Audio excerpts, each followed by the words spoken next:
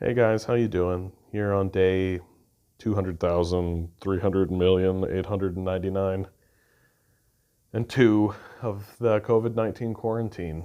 If you hear any smacking or rustling about, it's because my little guy is here. Hey buddy, how you doing? Say hi to the world. You're a good boy? Yeah, he's a good boy. If you hear any snorting or moving around or rustling, or maybe he'll go drink some water or something, that's what's going on. He's a beautiful little guy. I'm really lucky to have him. He's the only real company I've got right now. Digital stuff, and every so often you have a few conversations with people. But the thing that I really want to talk about today, as I record these videos, I really want to talk about the basic income and the CERB program that exists here in Canada. One thing I've been thinking about a lot, actually, recently is when the crisis started, our leadership, including the right-wing leadership, immediately moved forward with this basic income style program. It's not universal, which I think can be ameliorated fairly easily, but it is a real windfall, and it's really good to know that when the crisis came, our leadership, the Liberals and the Conservatives and the NDP all together knew what to do and didn't put up a fuss and just passed a really strong legislative proposal that really helped a lot of people. I think they could go farther, obviously. I think they could always go farther. But I think that what they did was strong and appropriate and showed really good leadership, which is something that I think needs to be acknowledged and needs to be said. In these troubled times, there are places where such leadership does not exist. And we understand that. We know that that's true. The thing that keeps going along in my head is that it seems like everyone's okay and no one brings up the financial matter of the CERB program because I think they know it needs to happen. And they know it needs to happen because the crisis that they're seeing is something that they are personally experiencing. It's a crisis. It's easy to imagine.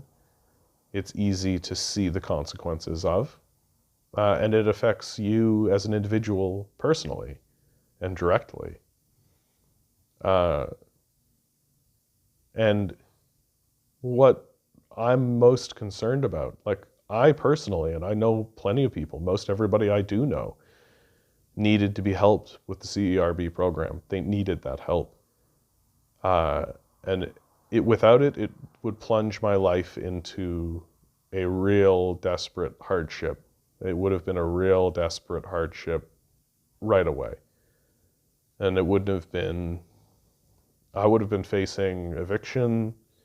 I would have been facing a question about how do I even pay for my groceries. This kind of social disruption would have happened to me and millions of others, as it's happening to people in the United States, and they're not seeing the help that they need.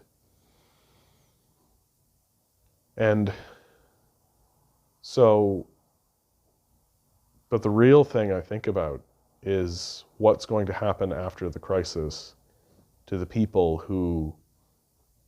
whose lives were already a crisis before. I know plenty of people whose lives were already a crisis, that they were kind of just going hand to mouth. They were just sort of living in a perpetual state of anxiety and fear and depression because they didn't know what was going to happen to them. They didn't know what was going to happen next. And there were all these kind of looming prospects that would say to them, like, you could be evicted, you could lose that job. And tying that person's stability and tying these people's ability to be regular people in the society to the whims of an employer class that will abandon them the second it's profitable for them is a terrifying sort of a prospect. That at the end of this crisis, are we really going to look at that person who was struggling before and say, all right, back to it, back to the conditions that put you in that crisis in the first place? Are we honestly going to say that to that person? And it breaks my heart to think that that would be true. And it breaks my heart to think that that would be true. I know for myself, like if I'm told, okay, time to go sell the majority of your time and labor to a ruthless capitalist class that will abandon you the second that it's not profitable for them, I will go lame. I think we can do better. And then I'll go do it because I have no alternative. But I know plenty of people who were struggling with that dynamic in the first place, who didn't have very many prospects to improve their situation or to even pay their own rent. And I just think that it would break my heart if we said to them at the end of all this, well, back to it. I hope we at least as a society have that conversation and try to be honest with each other about it. I hope that we can look at one another at some point and say, wait, why don't we just hang on to this CERB thing? Why don't we expand it? Why don't we make it everyone included? Why don't we create a foundation upon which people can stand so that they won't fall through the cracks? When I was growing up, that was a phrase that was always bandied about, people falling through the cracks. And then everybody would kind of scratch their heads and say, well, what are you going to do about it? And the solution's right in front of them. I think it's something we can do. I think it's something we can afford to do. And given the fragility of the system that we were living in before the crisis, and the fragility of the system that we are still currently living in, I think we need to look at programs that are more sustainable, that offer more stability, that can't be shaken, that won't be shaken. And I think that we should really start to ask each other, because I think that this will be the central question coming up in the next election. I sincerely hope that it is. And the question should be, do we care about one another, or do we care about the wealth of a billionaire class? And that's really what I think it's about. Do we care about one another, even in the abstract? Do we care about the well-being of other people who live in our society?